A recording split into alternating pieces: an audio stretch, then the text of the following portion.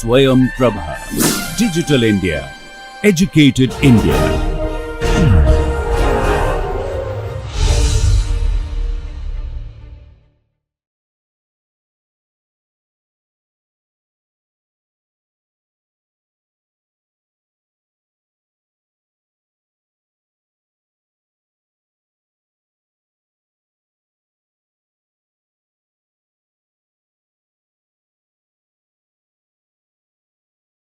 All right. So, good morning, good afternoon, and welcome back.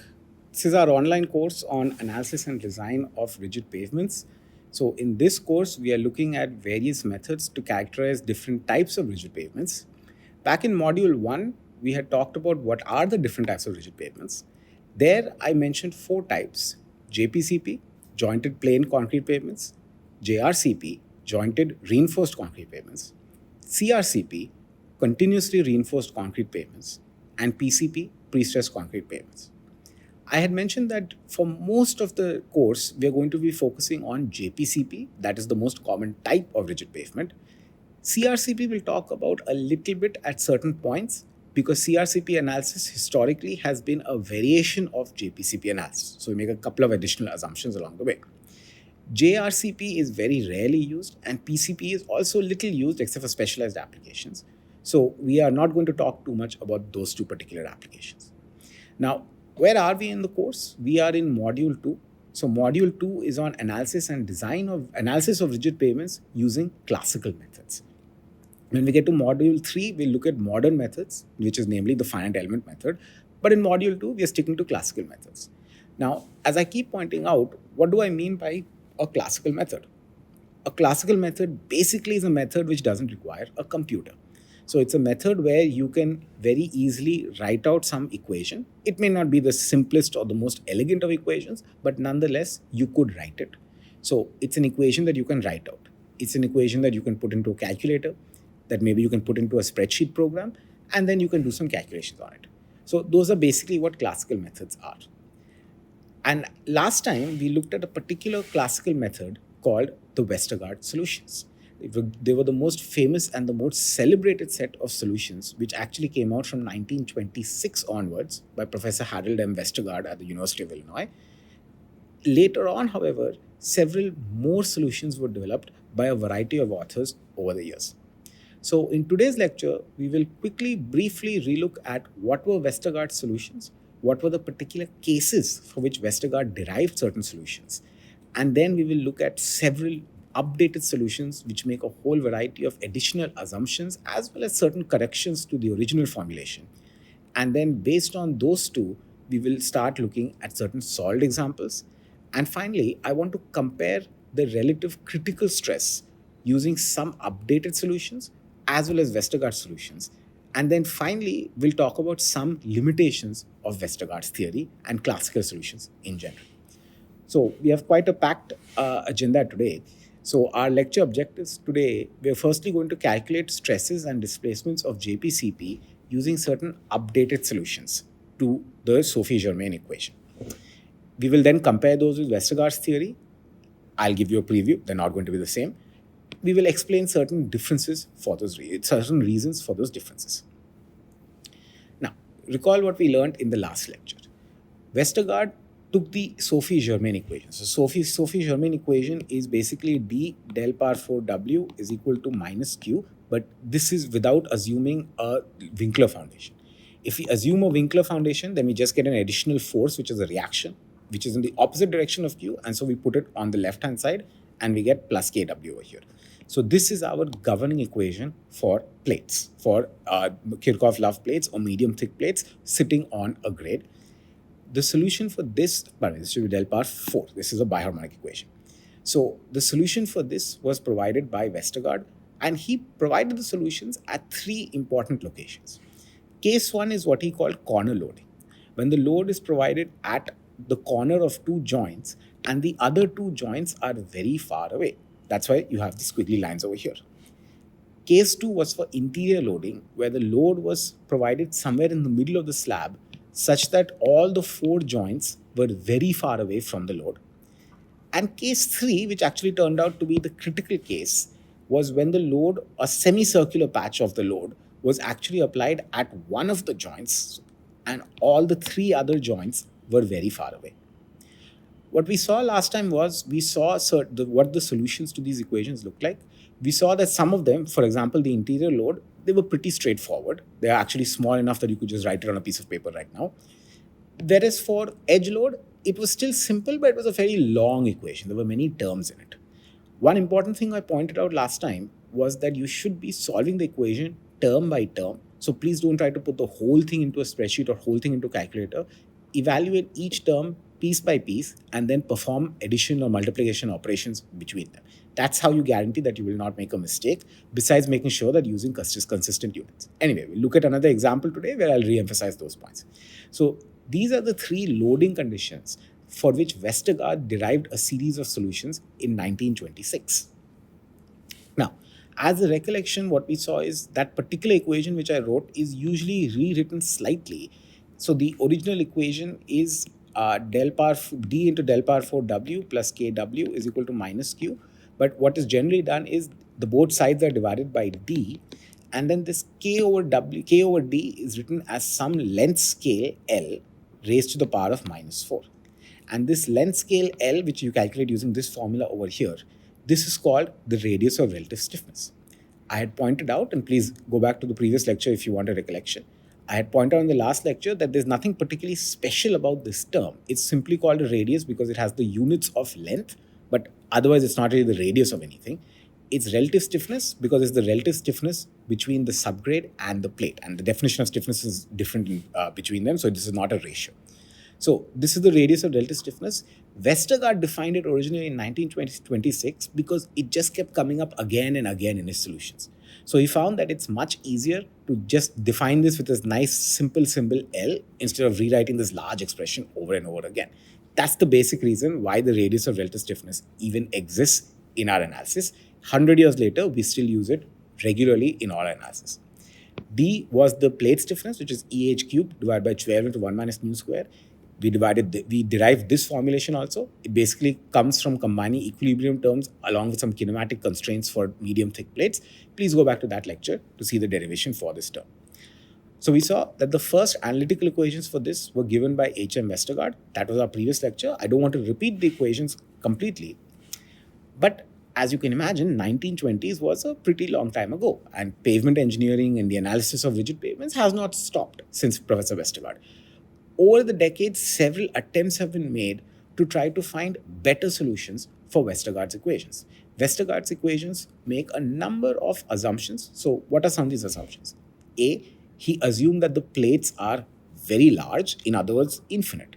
So if I go back to this particular slide, he assumed that relative to the load, at least one of the joints, if not all of the joints, are very far away from the load. So the effect of having a joint nearby was not felt except for the corner load and the edge load, but even then it was a limited number of the joints. The fact that all four joints are not at a very large distance, that it is a finite distance, was not considered by Westergaard's theory. Furthermore, Westergaard's theory always assumed circular loading. The reason for that was basically the solutions for the Airy stress formulation to solve the biharmonic equation are relatively simple if you do it in radial coordinates. They are somewhat harder to do. The algebra is much more complicated to do when you do it in Cartesian coordinates. And so in radial coordinates, we end up getting a circle. That's why Westergaard chose to provide his solutions when you have a circular footprint. However, since then, it has been found, experience has shown for relatively large slabs, that is slabs where that assumption that for an interior load, the joints are far away. Westergaard's theory, compared to measured experiments, has been actually pretty good. However, for interior loading. But Westergaard's theory has been shown to be significantly off for edge and corner displacements as well as for edge and corner stresses. So although the theory seems to give you a nice clean solution, these two assumptions which have been made about the footprint as well as the relative size of the plate, those don't seem to agree very well with experimental findings. And that is what motivated the need for researchers to find updated solutions to Westergaard's equations. The summary of these, so there's a very nice paper from 1985. Now, that's not quite 100 years ago. That's certainly not as far back as Westergaard. but it's not very recent either. It's still quite a long time ago. I suspect most of you might not have even been born. I was not born in this particular year. So this particular paper was published by Ionides, Thompson, and Barenberg. They happen to be in the same University of Illinois where Professor Westergaard was a professor 50 years or 40 years before this, 60 years actually before this. The title of the paper, again, back then paper titles used to be nice and succinct. Westergaard Solutions Reconsidered. Very well put.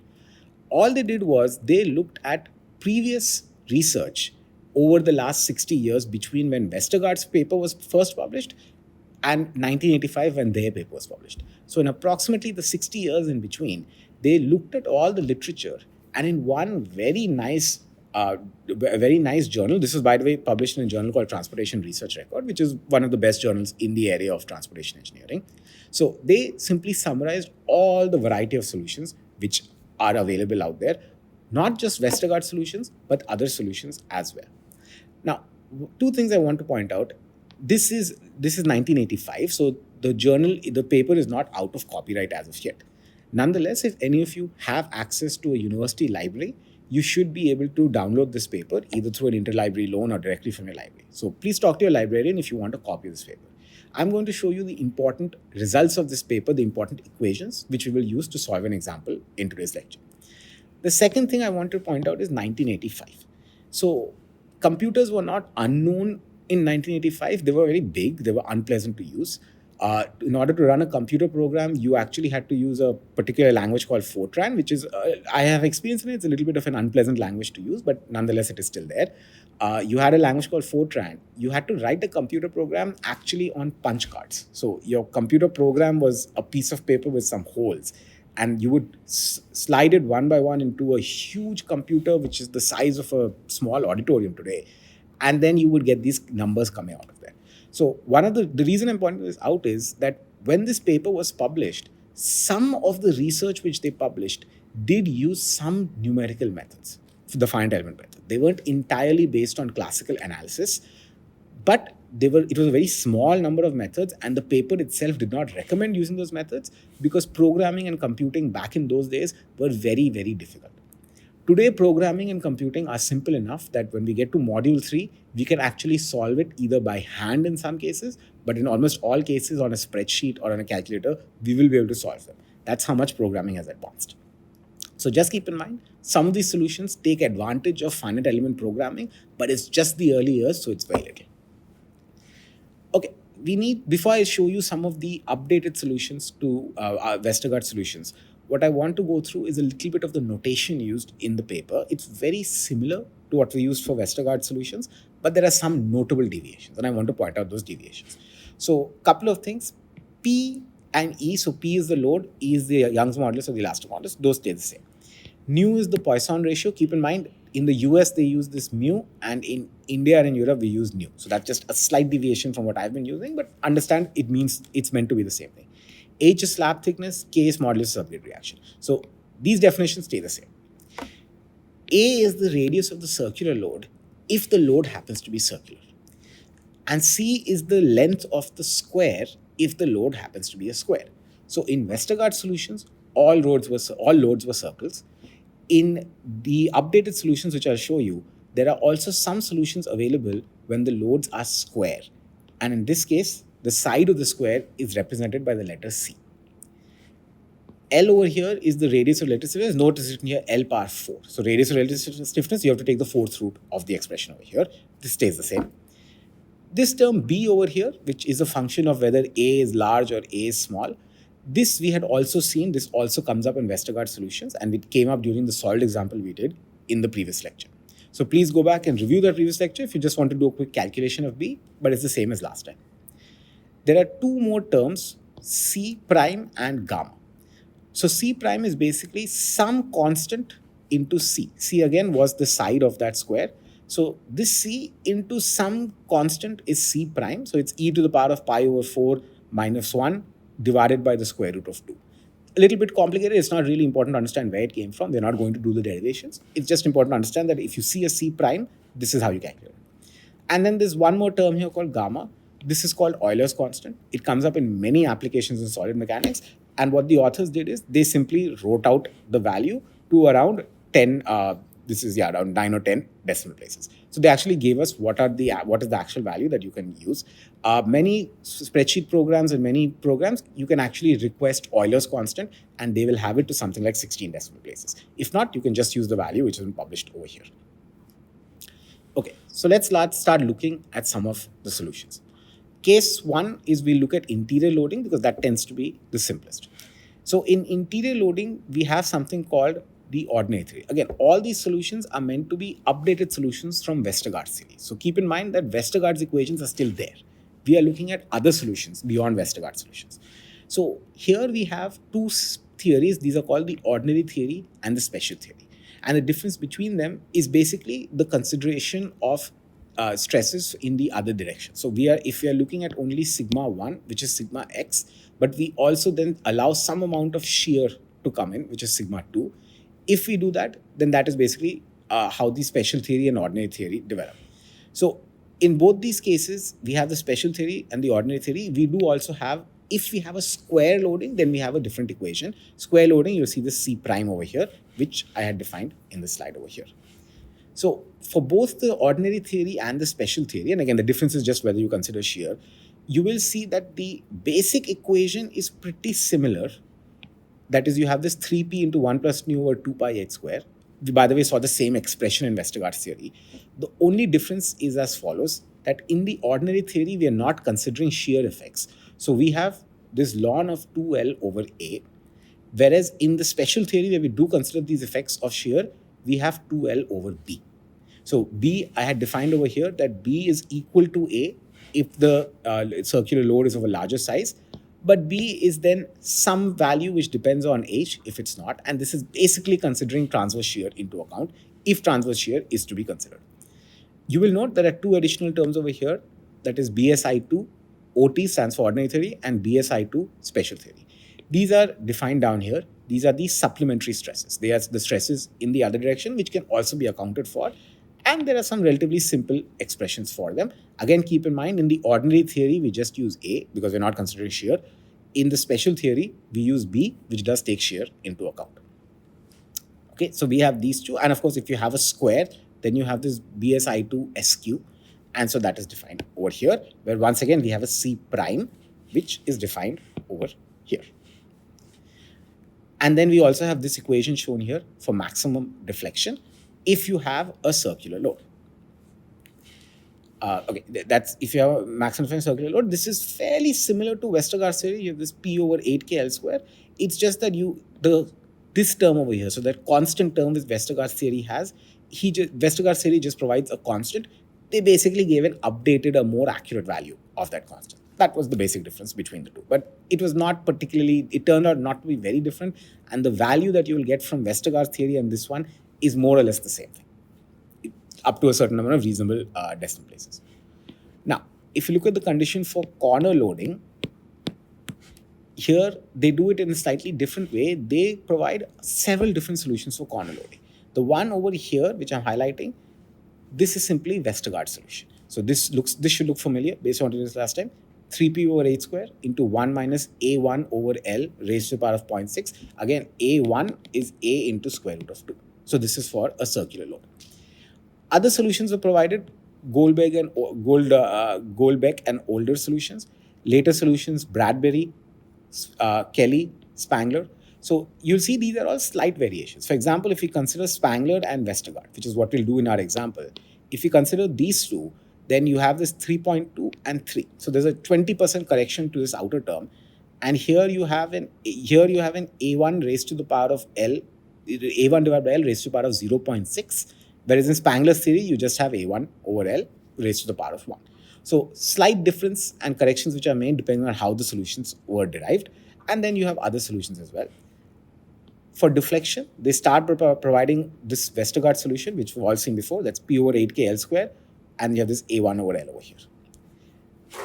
They also then go on to provide solutions for corner loading if the loading is square. So if this is the corner, and then you, instead of a circular loading, you provide a square loading, then they provide other expressions for square loading, delta C, and here again, it's a function of C over L. The constants are somewhat different. And then sigma C is fairly similar. So it's 3p over h square, which is the same as in Westergaard. Only difference here is we have the c over l raised to the power of 0.72. So, and here a1 is defined as square root of 2 into a. So fairly similar equations, but in terms of structure, but the constants as such are different. So that's for corner loading. And finally, we look at edge loading. I remind you, we found that edge loading was the critical loading. So of all the literature to look at, this is actually the most important literature to look at. In edge loading, again, we have an ordinary theory and we have a special theory. The difference between the ordinary theory and the special theory is whether you are considering shear or not into account. And so that's why you have an A over here and you have a B over here. I'll show you the definition of these in the next slide. But you have an A over B depending on whether you're considering them or not. An additional consideration made for edge loading is in Westergaard's theory, edge loading, it was assumed that half the load is on the edge. And in the so-called new formula, which is written over here, new formula for a circle, it is assumed that the entire load is placed on the edge. So that's when you see here circle and semicircle. That's the difference. The definition of A, by the way, stays the same in both. That is, it basically comes from the pressure and the load. So it is the footprint of the entire, it is a footprint of the load. It's just a question whether that load was half inside the slab and half on the next slab, or whether the entire load was on the slab. That's the difference between the circle and semicircle. So we have the ordinary theory and the special theory. We also have the so-called new formula, which were given by other authors, whether it's for a circle or a semicircle. And then, of course, if you have a formula, and you can see these are some fairly complicated formulas. So certain simplifications were created. So you have the simplified new formula for a circle as well as for a semicircle. And similarly for deflection also, we have the original formula from the so-called original formula. And then we have a whole bunch of new formulas. We also have the definition of A2 and B2. These are basically the same as what we did previously for interior loading. It's just that because this is meant to differentiate between a semicircular load and a circular load, it just differentiates between A and A2. You'll recall A1 is already taken as A into root 2. That's why they use A2 and not A1. So what you see here is there are a large number of possible solutions, whether it's on this slide or on this slide. Obviously, because we're talking about edge loading, which is most critical, a lot of research has gone to particularly look at this particular side of edge loading. And that's why this is the case which actually has the largest number of different equations which are provided. So now the question arises, which one is correct? It's an interesting question because the answer is that all of them are wrong. All these equations are in a way doing some amount of approximation. So when you're trying to solve the biharmonic equation, you are making some approximations on the way by making certain assumptions, as Westergaard did, as these other authors also did. So when you make the assumptions, you're going to get an inaccurate solution. So which solution is correct? All of them are wrong. Which solution is more useful is an open-ended question. It is not clear as of now. Sometimes some solutions give you higher stresses, sometimes the same solution will give you lower stresses, depending on the relative magnitude of the different parameters. So the general assumption is that you should be trying several different solutions and trying to see which one gives you the most critical condition. So you then do your design based on that so that you remain on the conservative side. So you tend to try to overestimate or estimate a higher value of stress so that you can do a more conservative design. That's generally what we do. There's no correct solution and there's no guidance on which exact solution you should be using. But to give you a flavor of doing that, and I should add, in modern practice, that's once we get to module 3, we don't even use these solutions. We use finite element analysis instead to get numerical solutions. So the problem of which solution is more correct or less correct is not actually relevant anymore in the way we do modern analysis and design of rigid pavements. But since we're talking about classical methods, I just wanted to point out that it's not really important which one is higher or lower.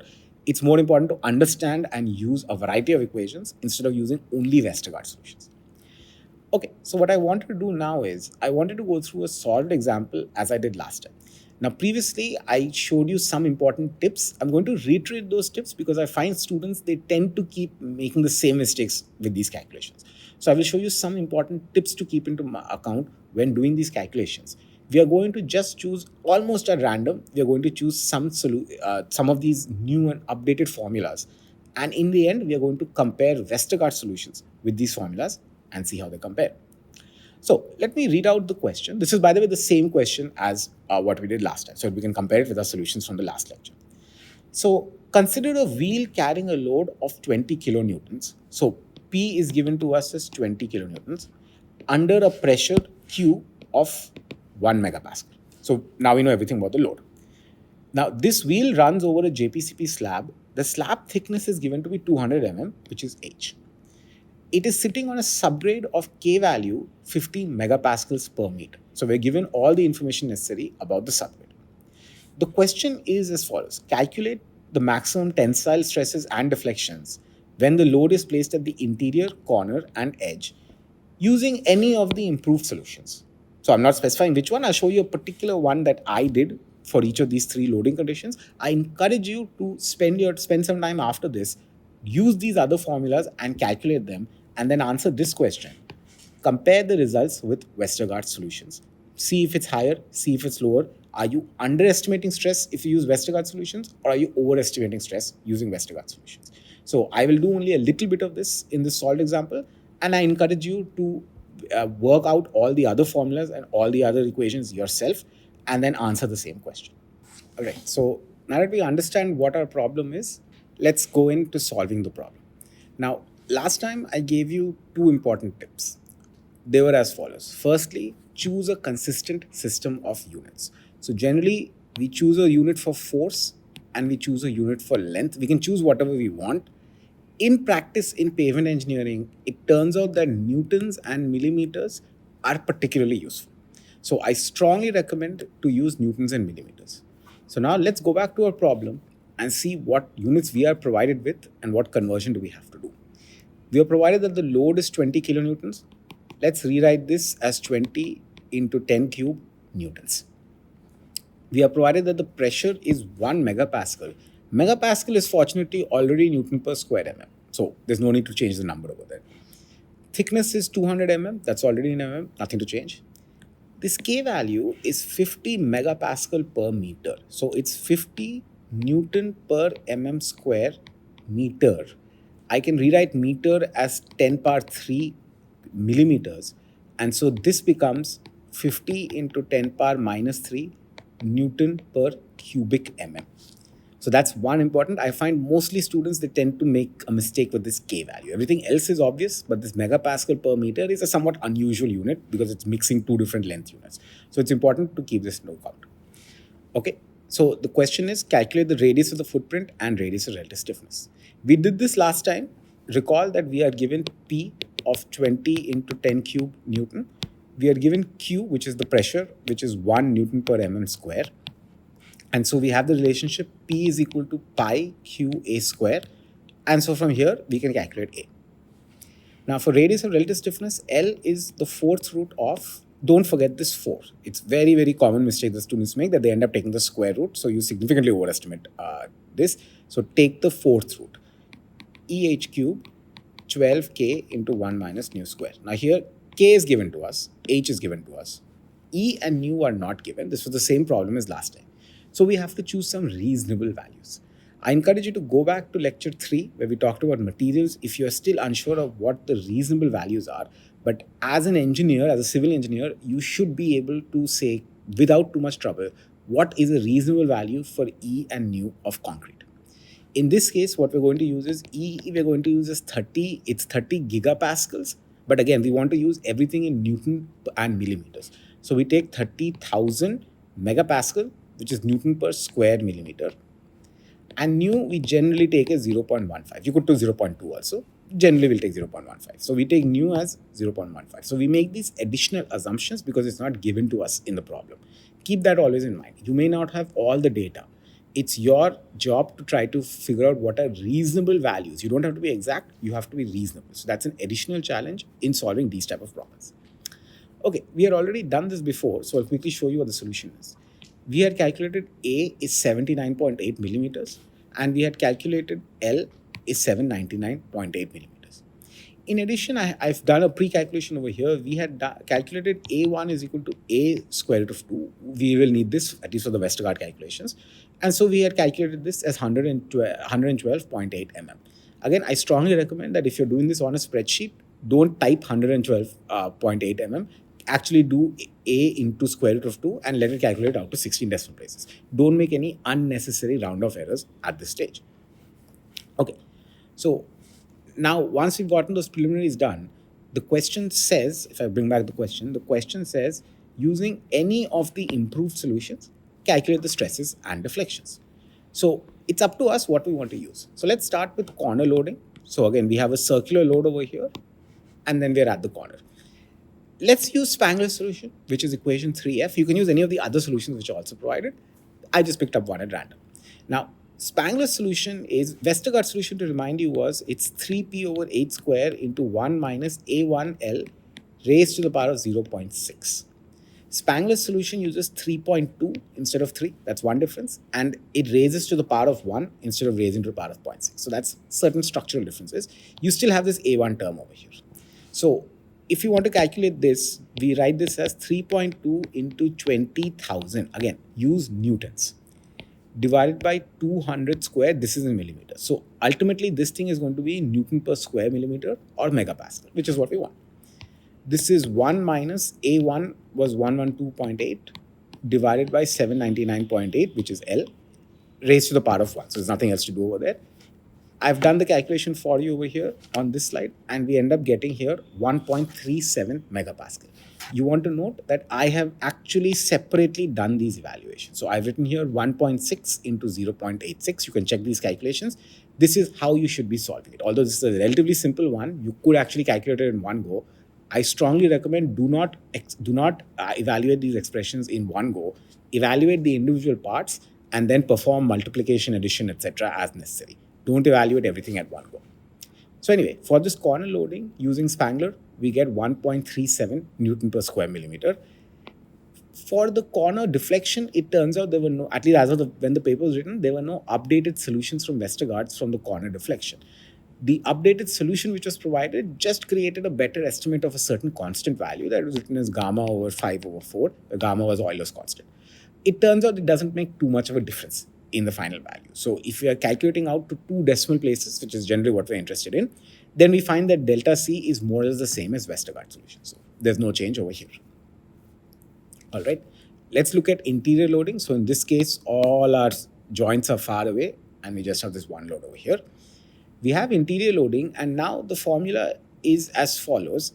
And here again, I picked up one of the formulas. It's not really important which one to use, but I happen to pick up, if I look here, I basically use the so-called ordinary theory, which is equation 1a, which does not take shear effects into account. Because it doesn't take shear effects into account, I simply have A over L and this 2L over A over here. If I took shear into account, then instead of A, I would have B, and then B, as you saw previously in the definitions, you would have to do a calculation depending on whether it's greater than a certain value or less than a certain value.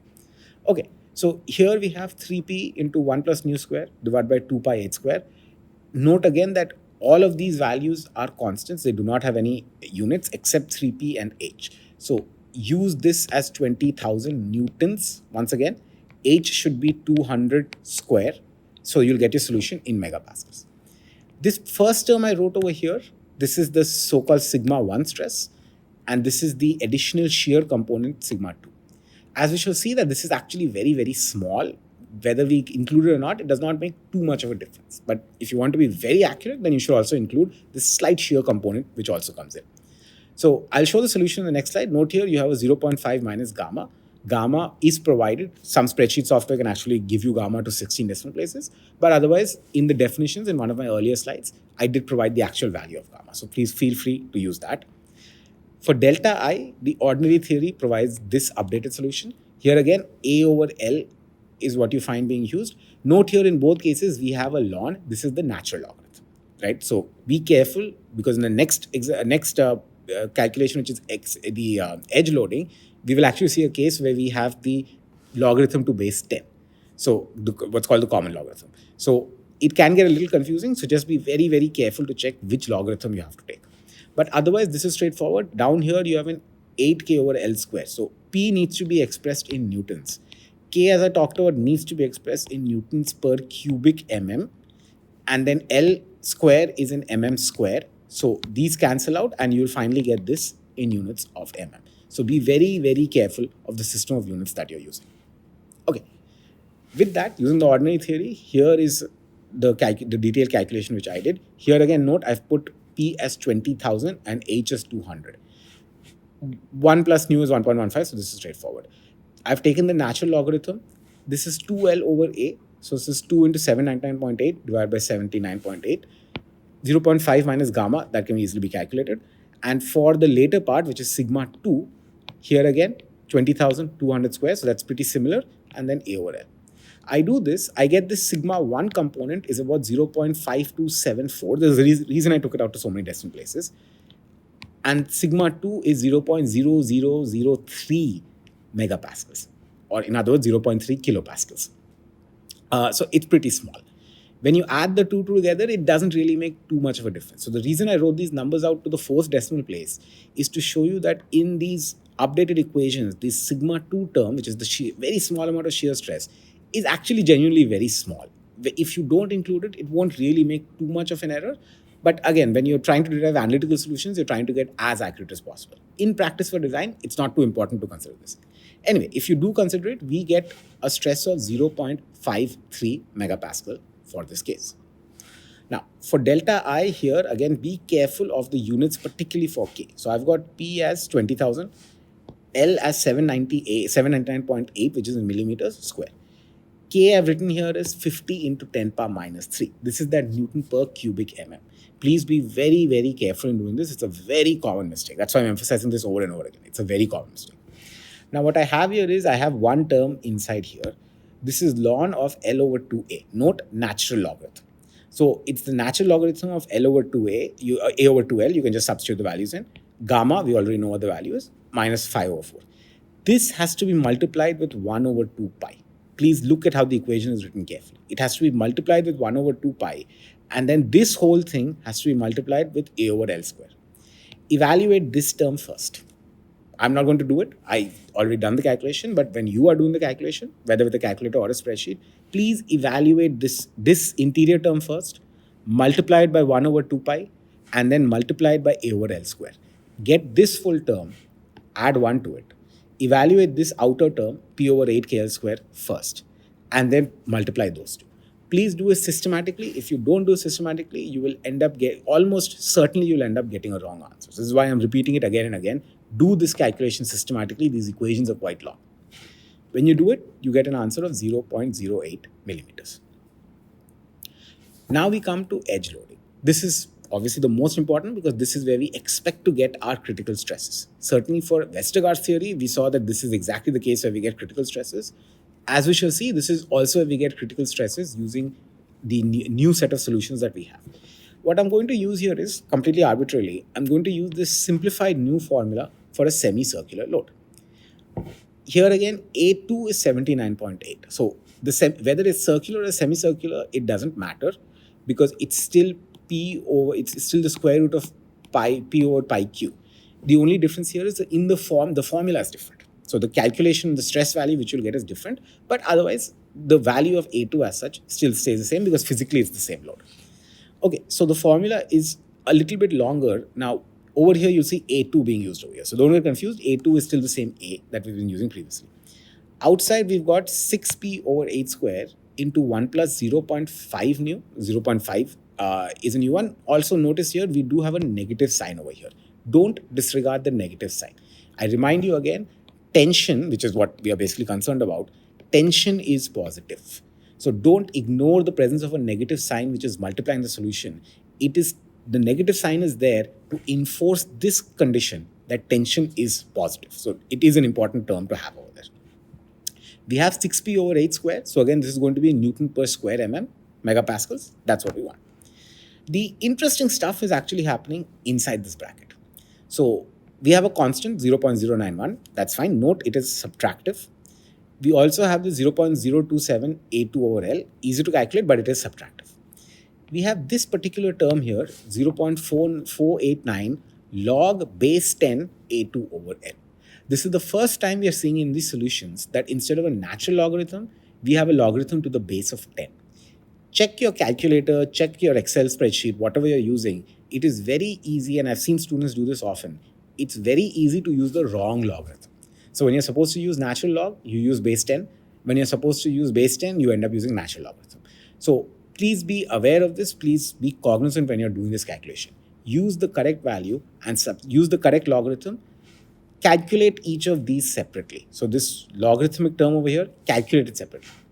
This term over here, which I've highlighted, calculate separately. 0.019 is anyway the same. You're seeing that you have this term over here from which you're subtracting two values. Depending on whether you have tension or compression, it could be positive or negative, right? So be cognizant of the fact that you may not necessarily get a positive value over here. And don't forget, you have a negative outside over here. So whatever you get outside has to be multiplied with a -1, also multiplied with this 6p over 8 square into 1 plus 0.5 nu. Do that calculation and you will get an answer of 1.88 megapascals. That's one thing to keep in mind. So that's one number which we've calculated. We will comment on that number in the next slide. But for now, that's what we have. Now, similarly, we want to calculate delta E, which is this deflection at the edge. It's fairly similar to Westergaard, but with slight corrections in the internal calculation. So similar to Westergaard, we do have this P square root of 2 plus 1.2 mu divided by EH cube K. Here again, keep in mind K. So when you use K, 15 to 10 power minus 3 Newton per cubic millimeter, although the value given to you is in megapascal per meter, which is the conventional unit. E, 30,000 megapascal, H is square, so this is straightforward. P over here is in 20,000. Okay, the term in the bracket is 1 minus 0.323 plus 0.17 nu, fairly straightforward, into A2 over L. Again, remind, A2 is just the radius of that load. Even if it's semicircular, it doesn't matter, it's the same calculation. So it's 79.8. So here again, first calculate this, then calculate this, multiply these two, and then subtract 1 minus. And then calculate this term inside the square root, and then multiply P, this term, and this term. Do it systematically so that you don't make an error. In this case, we end up getting a deflection of 0.26 millimeters. Okay, so again, I encourage all of you to do these calculations yourself. I'm just pointing out the two most important tips, namely, make sure you are consistent with your system of units. Always be clear what system of units and use newtons and millimeters. It's the safest choice. And the second tip is calculate each part of the equation separately. Don't try to evaluate one long expression. You will end up making a mistake. So break it up into smaller pieces, plug in the numbers to the smaller pieces, and once you have numbers, then add, subtract, multiply, etc., whatever numbers you have. All right, so let's summarize our findings both from the previous lecture, which basically had the same problem, as well as this lecture where we use these new and so-called improved solutions. So for Westergaard solutions, and I'm missing over here, but let me put it, this is sigma and this is delta, and this is sigma and this is delta. Delta is in millimeters, as I put over here. Sigma is in megapascals. Those were just left out. I added over there. Okay. You can compare all the values. You'll find that there is not too much difference when it comes to the deflection. So the deflection equation, basically it was the same for interior loading, so we expected the same value. But even for corner loading, we basically got the same value. Edge loading, it was almost the same value. Slight round off error here and there might have caused a slight difference, but basically the same value. So when we use these updated solutions, what we can see is perhaps the updated solutions don't make too much difference to deflection. Now let's look at stresses. We can see clearly for interior loading, we had 0.77 in Westergaard solution. It went down to 0.53 with this updated solution. So it decreased, okay?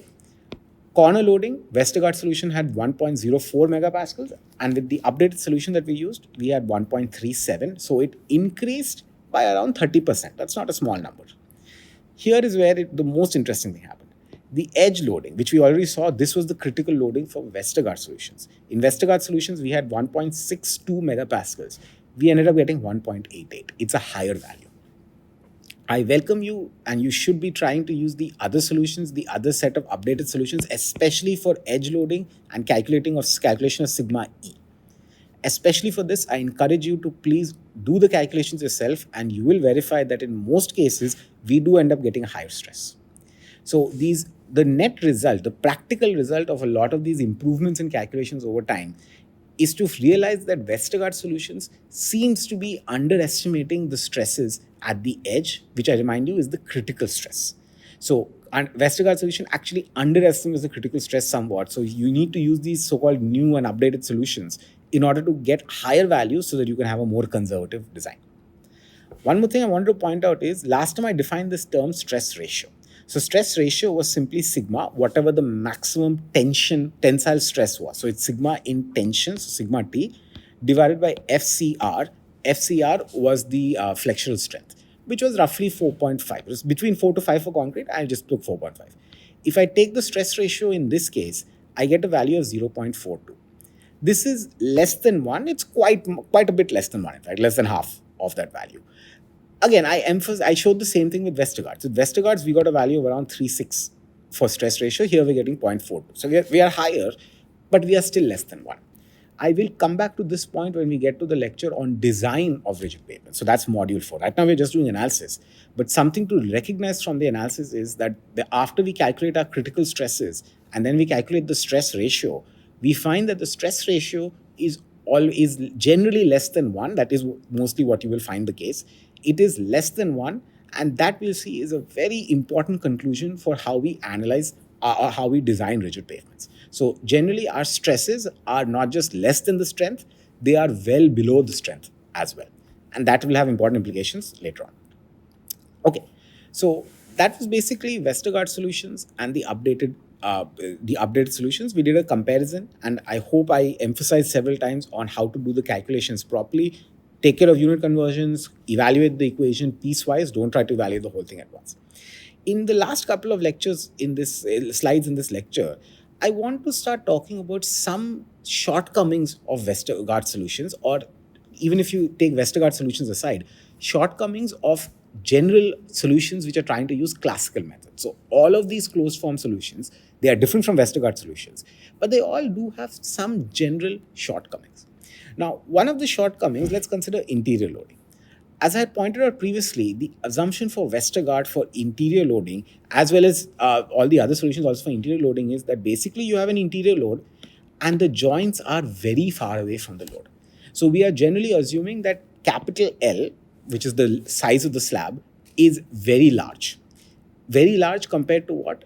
Generally very large compared to some length scale, and the length scale we always use is the radius of relative stiffness.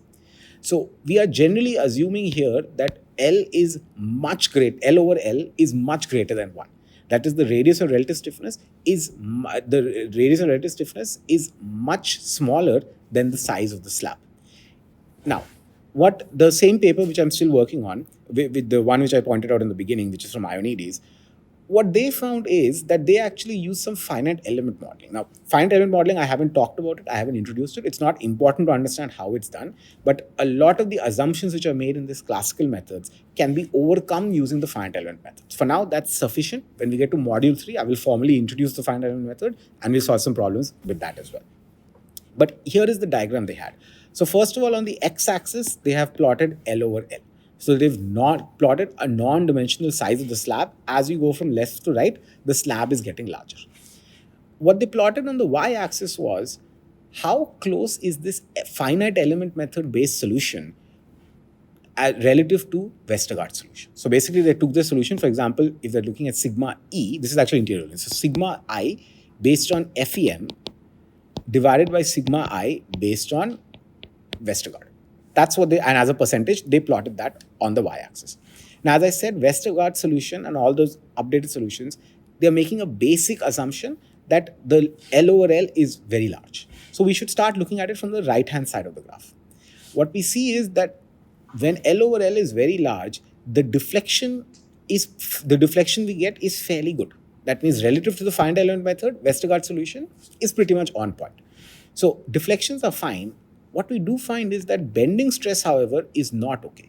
That we are Westergaard is systematically overestimating the bending stresses. So our actual stresses are coming out to maybe only around 80% of Westergaard's stresses. So Westergaard's equations are overestimating, even for large slabs, Westergaard's equations are somewhat overestimating the stresses.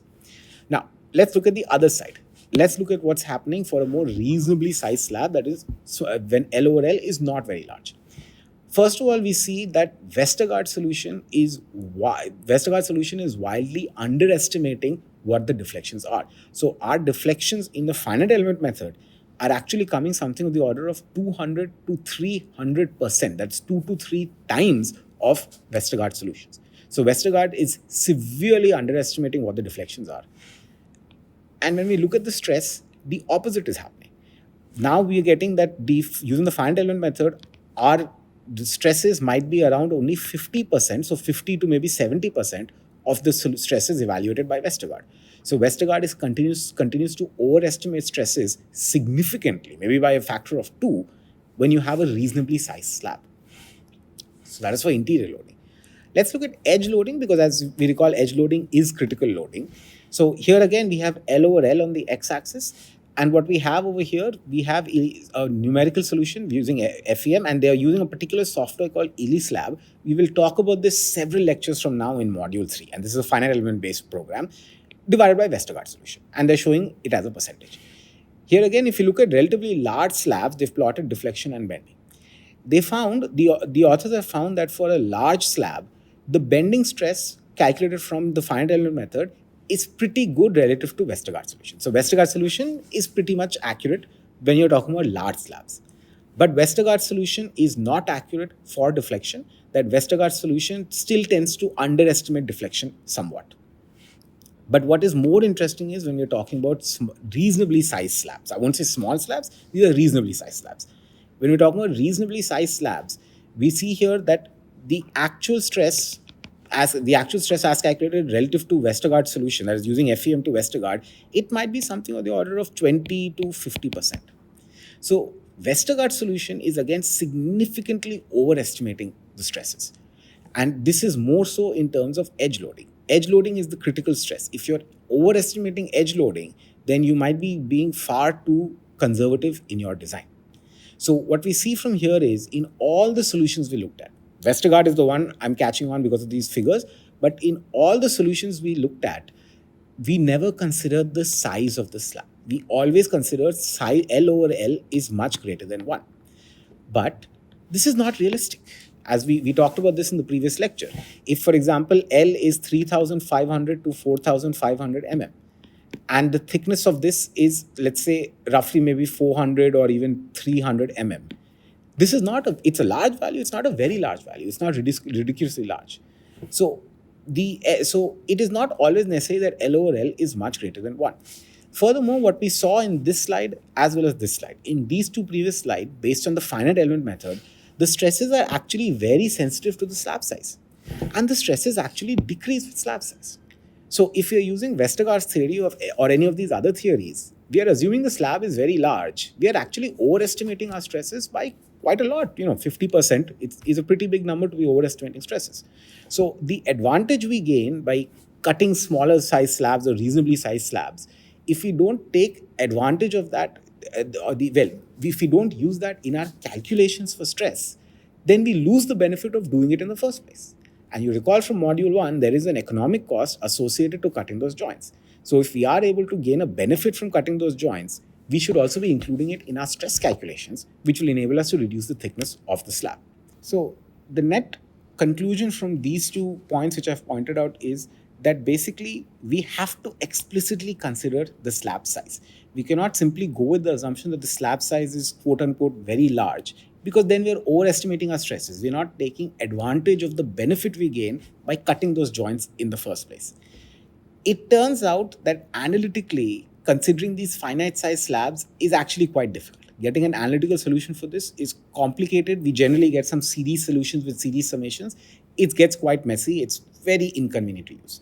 So the alternative method is a numerical method, which is the finite element method. Now, the nature of the finite element method is you will generally need a computer to solve it, because you deal with large matrices. You don't want to do that by hand. But today we do have enough computing power to do it. So the finite element method is our way out of this dilemma of all our analytical solutions are considering large size slabs, but we have reasonably sized slabs. So to take advantage of that in our design and our stress calculations, we end up using the finite element method. Now that will be in module 3. We're not going to go through it yet. We are still on module 2. In the rest of module 2, I still want to look at some classical methods by which we consider a variety of effects, not just on the slab due to loading, but due to other types of loading, namely climatic loading, as well as interaction between the slabs through joints. So in the next lecture, we will talk about joints. I will talk about joint load transfer within joints, how we calculate that, how we quantify it. And after that, we will look at another classical theory of joint and particularly dowel analysis, which is called the Freiberg theory and the Freiberg equation. So that will be the agenda for the next couple of slides. Thank you.